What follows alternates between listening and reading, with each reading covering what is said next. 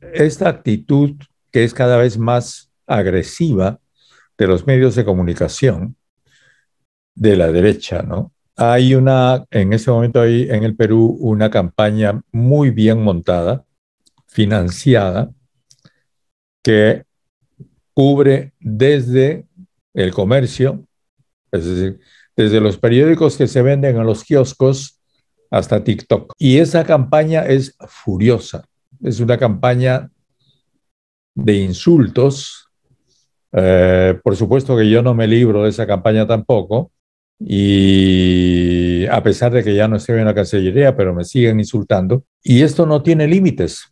Y creo que en cualquier país debería tener límites, porque aquí la derecha sostiene que la libertad de prensa equivale a impunidad, cuando todos sabemos que muy bien que haya libertad de prensa, pero la prensa en una sociedad iguales es también igual.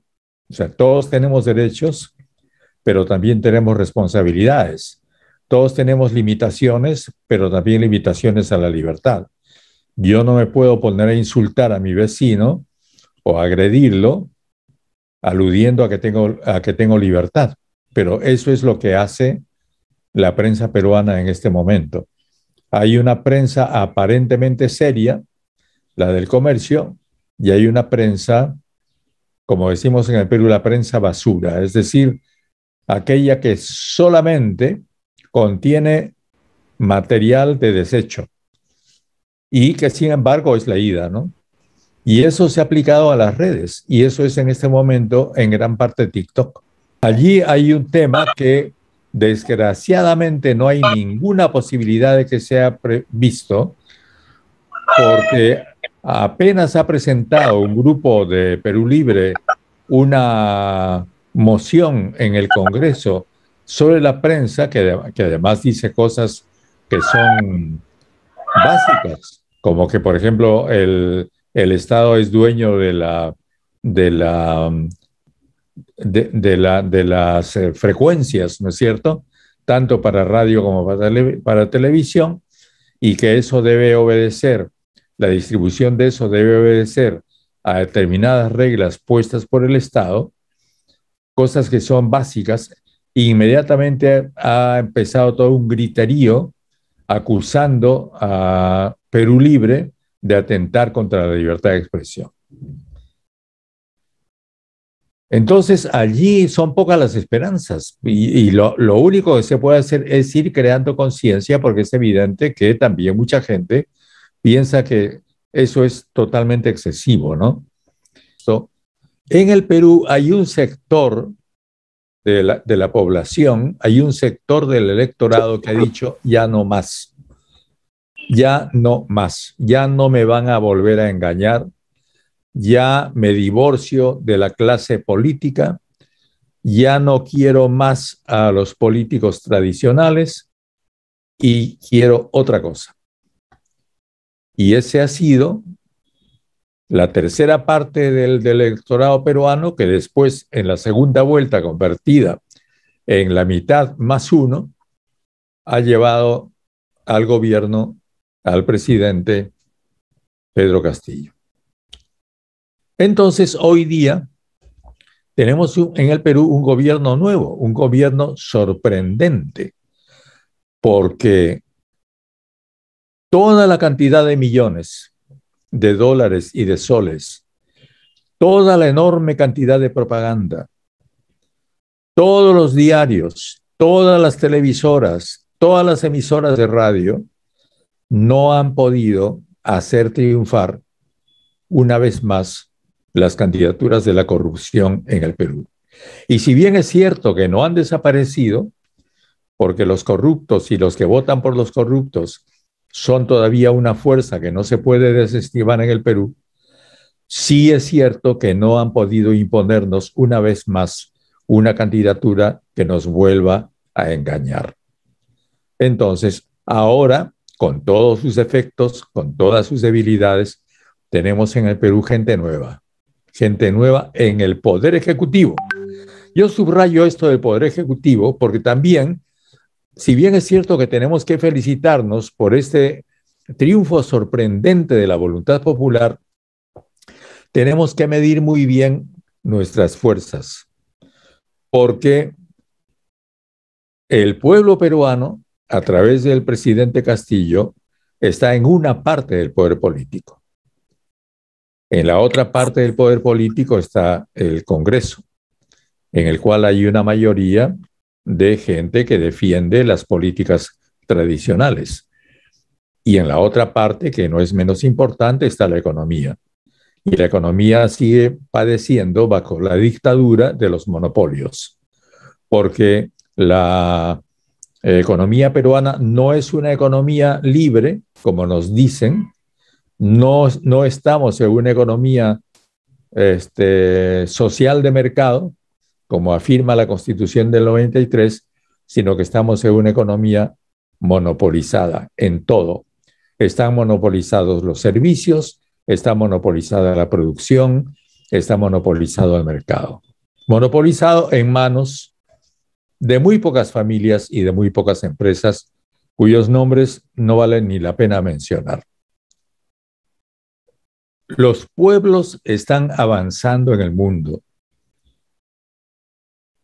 Hay en todo el mundo, en África, ya África está descolonizada, ya prácticamente no existen colonias. En el siglo XIX, África fue un continente saqueado. El colonialismo ya es casi una cuestión del pasado en el mundo, aunque todavía existen algunas colonias, incluso tenemos nosotros en América Latina colonias, y todavía existe lo que podemos llamar una mentalidad colonizada. Es decir, ya no existen las colonias, pero todavía tenemos una mentalidad colonizada, una mentalidad colonial, incluso en nuestros países. Quiero referirme al Perú en su relación con las comunidades peruanas en el exterior.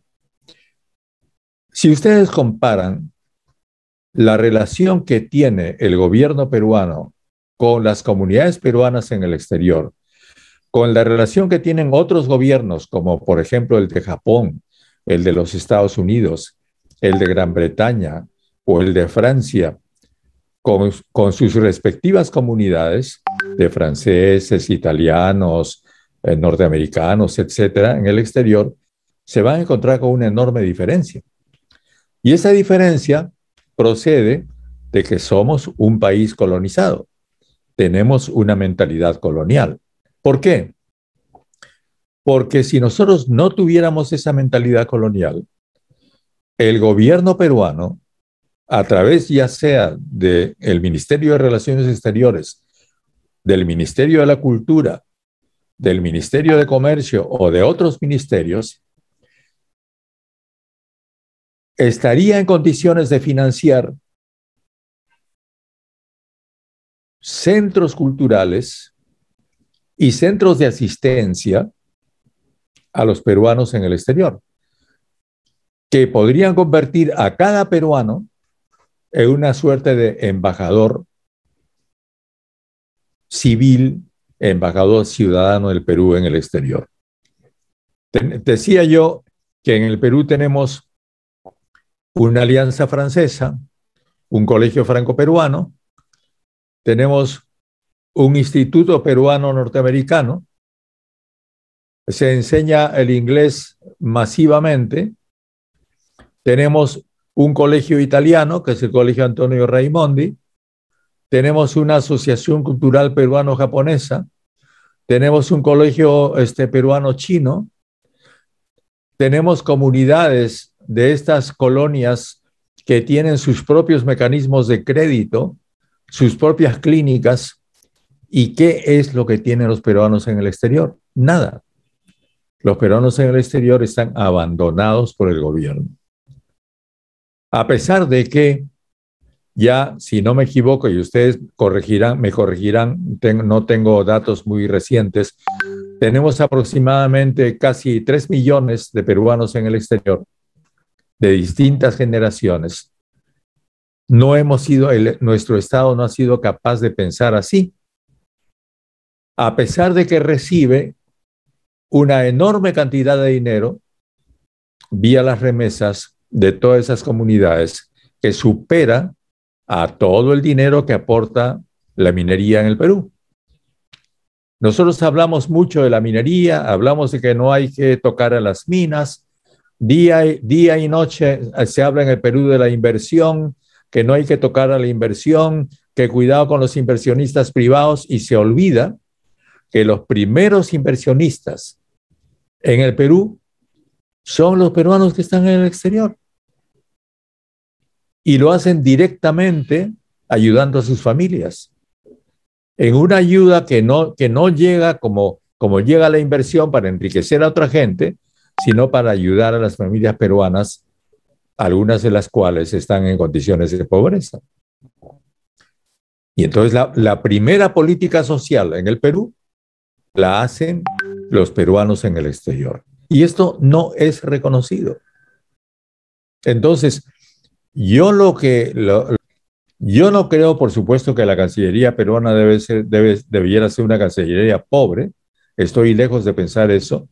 Pero he notado que todo allí obedece a gastos que son excesivos, totalmente.